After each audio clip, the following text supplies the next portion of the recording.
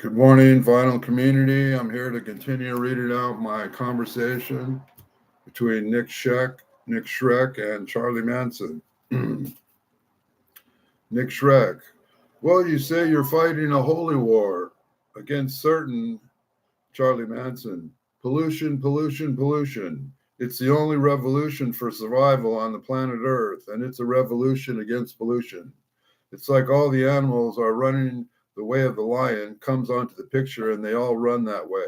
All the animals are divided all up, all the people are out there playing all these games. A bigger fear comes when they all get together and they all run in one direction.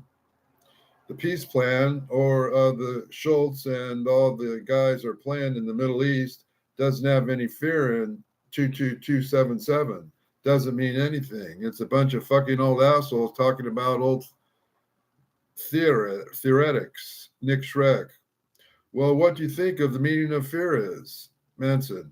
Fear is you'll do it or die. It's that simple. Nick Schreck. Do you think that's what the world needed? 277, George B. Schultz, born in 1920, Ronald Reagan Secretary of Senate from 1982 to 1988. Charlie Manson. Oh, that's the only way it's going to survive. But that's got nothing to do with my world. That's their world. Nick Schreck. What's your world? My world's out there in the junkyard. In other words, in the picture 278, that picture my world's in?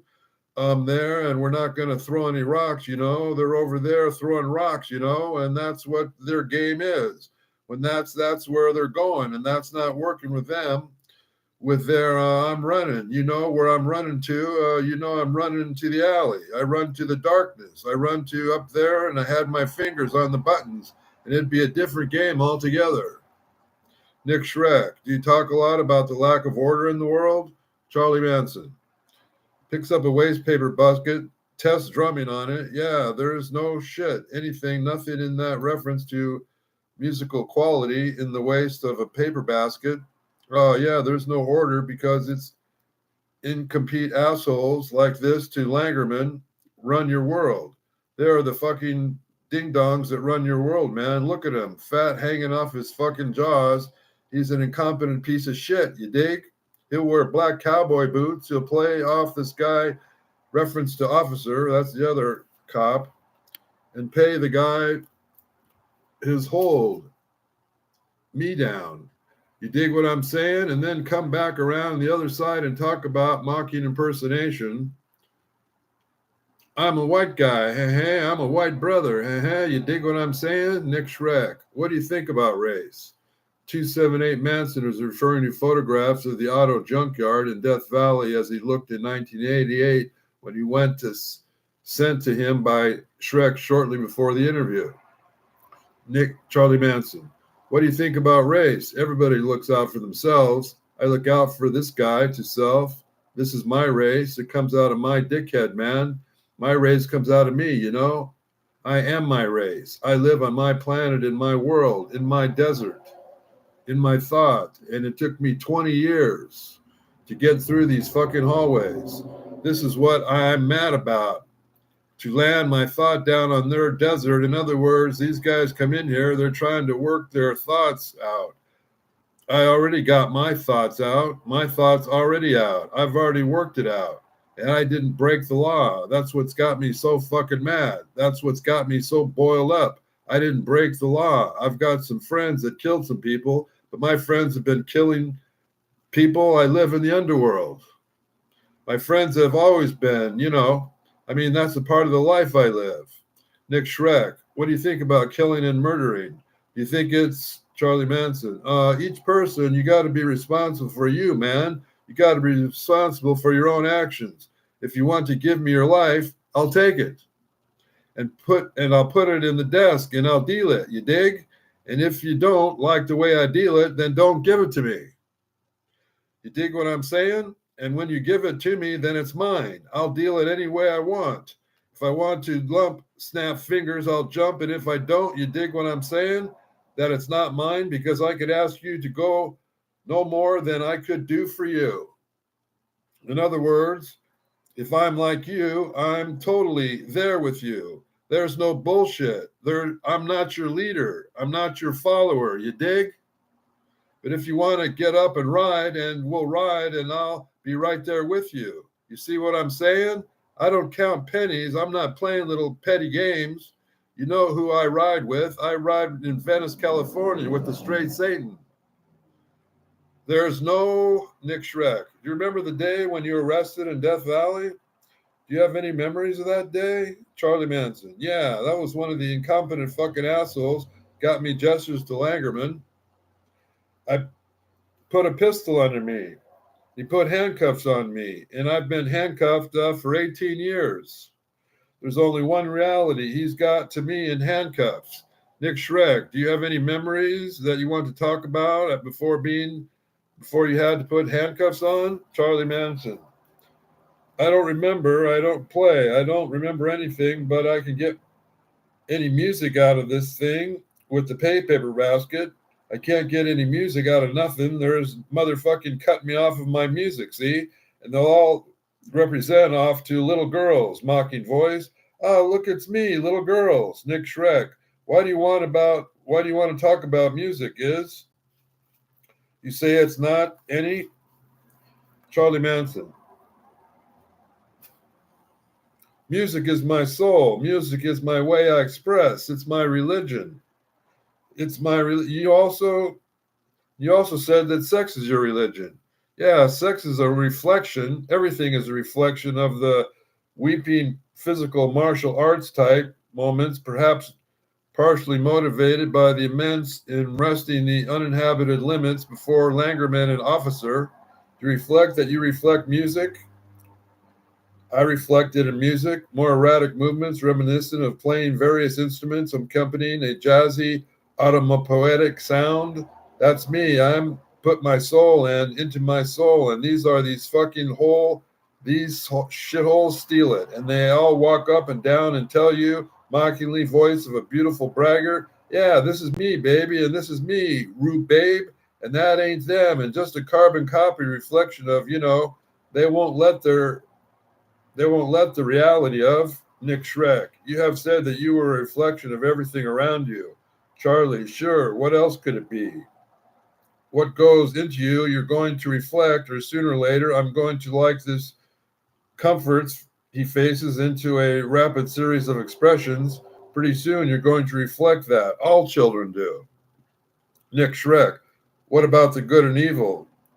What's spoken about beyond good and evil? Do you want to elucidate upon that a bit? Manson sighs. Well, evil, in order to put this world into evil, how much evil do you think you would have to be? You see what I'm saying? In other words, just to think world peace up there, up underneath those incompetent fucker assholes that run this place. You dig what I'm saying? What kind of man do you think would have that in his head? You dig? And they bring all these Indians over here from India, and they all sit on their Mox Indian gurus and Maharishis who's gained popularity in the West during the 60s. Maharishi, John Lennon wrote it and changed the name to Sexy Sadie. Or maybe he didn't. Maybe it was pre-written. We'll never know, will we? Especially among celebrities. Aha. And they'll all come like their great answer. You dig? And they don't even know how to speak English. They don't even know what the English word means, Who has the master plan in English? Nick Schreck. Now, what kind of gets back to the race issue? Charlie Manson. No, English has nothing to do with racist. When a guy speaks English, he understands the English thought. All the English thought that came from the English words comes from the English mind. I can speak in Poland or Chinese. I can understand what I'm understanding in English. Nick Schreck. What do you think of some of the people in history have been evil to put in order in the world? Charlie Manson. I don't place no emphasis on history because they all lie. The much of the truth in your history books is full of bullshit. But your books are full of bullshit, and you know that, being a writer yourself, most of it's trash, and it's just for making money. I lived for you for about a month or two, then you would have a whole different picture. or concept of me, and you wouldn't think of the same thing of me, your whole opinion of me would change. Not only your opinion of me would change, your opinion of you would change. And we would kind of reflect off onto each other, and where we became a part of a mudrick gesture indicating harmony and completion. That's the world I've always lived in. Who are you? Huh? People don't know who you are. Who am I? Yeah, I'm anybody who can get away with being. I'll take his clothes, referring to officer. I'll put his boots on and get the hell out of here. We walk on down the road and be a hobo. If I had a good chance, I don't like killing. I don't kill bushes. I don't kill trees. I don't eat animals. I don't like killing. I'm just like anybody else. I can be, when I'm pushed to do that, I can do that just as easy as eating a piece of steak or cooking a fried chicken. Nick Schreck, do you want to talk about the art that you've done, the string art and what you put into that? Charlie Manson, oh, that ain't nothing. Well, you say you've picking up a copy of the Manson file, leaving it on the table in front of him and skimming through it. Yeah, the book's like you put a lot of research into this, man, surveying the contents of the book and the various images of actors playing him. Isn't it funny that you got so many people play acting you, pauses to look at a photograph of Robert Quarry as Manson-esque vampire in The Dream Master? So many people play acting, you never get a chance to play act yourself. Nick Schreck, maybe you should look at that after we do the interview. Well, this is important if what we're doing here, isn't it? How much time do we have? I think till about 1 o'clock. Yeah, what do you think you want to talk about? Being an outlaw? I think we're going to end here. I just have a little other thing to read. In 1967, the Process Church of the Final Judgment operated a small headquarters located in San Francisco's Cole Street, right around from the Gottlieb Club. I was there. Manson lived in his own apartment a few blocks away from the same street. Reverend Jesse Jackson, born in 1941, black civil rights leader and former Martin Luther King associate, was campaigning for nomination of President of the United States at the same time. So we'll end the stream today. We'll continue reading about this interview between these two guys tomorrow, and I think they're going to be talking about, I'll have to figure out where I left off. But anyway, God bless the children and the family members and the vinyl community.